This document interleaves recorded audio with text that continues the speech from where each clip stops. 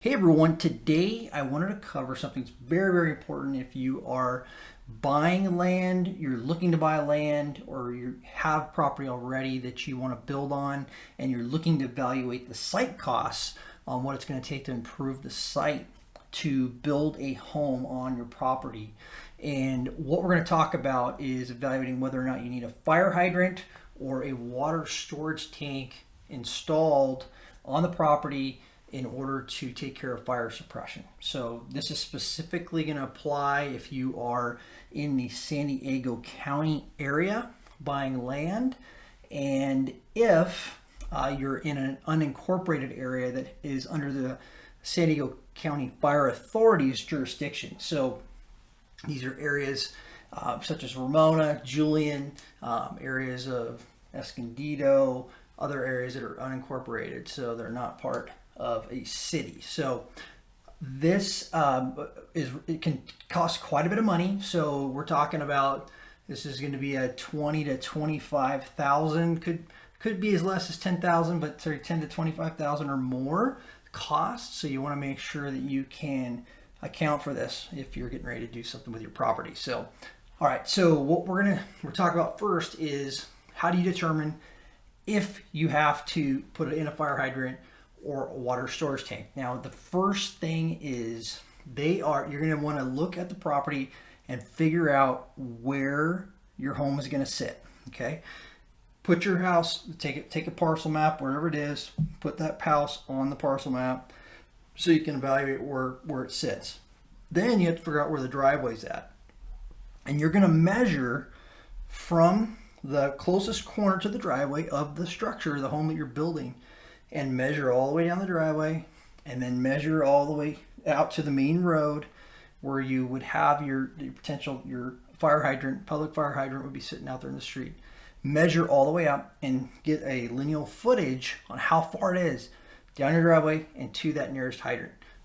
And once you get that dimension, then you got to go back and look and figure out if you're going to meet requirements. So how do we know what those requirements are? So is whenever you're designing a home, you have to install residential fire sprinklers on any new a home that you're building today.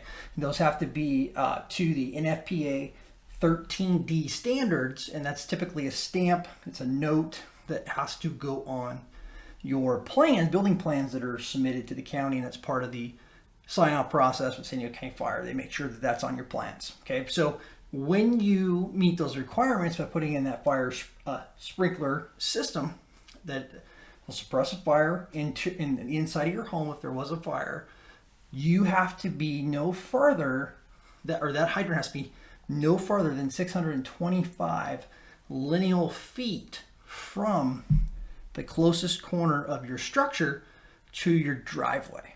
So if you exceed 625 feet, you then are going to be required to either install a fire hydrant, like a public fire hydrant, so you have to pay for that, which could be $25,000 or more, depending on the municipality you're working with, or the water district that you're working with.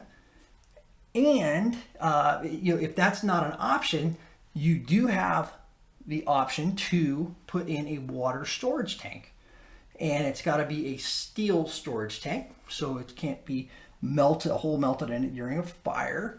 And there's different sizes that you can put in for that storage tank. So if your structure is 1,500 square feet or less, you can put in a 5,000 gallon capacity tank for the fire suppression.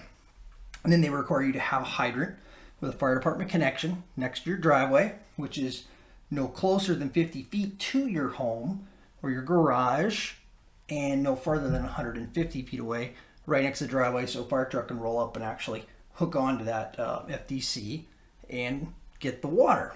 So now if you're over 1,500 square feet with your home, then you are going to have to be required to put 10,000 gallons of water in a tank and install that the same way with the hydrant. So these can cost anywhere from $10,000 to $20,000, depending on the tank, the location, how far you have to trench to get your hydrant line in, and any pumps that you might have to put in. So can add a significant amount of cost to just making sure that you have the fire suppression or the water available for the fire suppression if it's needed. So make sure once you're looking at your property, find out where your house is going to go, find that corner of the home that's closest to the driveway, measure down that driveway, find that hydrant, and see if you're within that footage of that 625 feet or less, and you'll know right then that if you're going to be required to install either a water storage tank or a fire hydrant. So really helpful.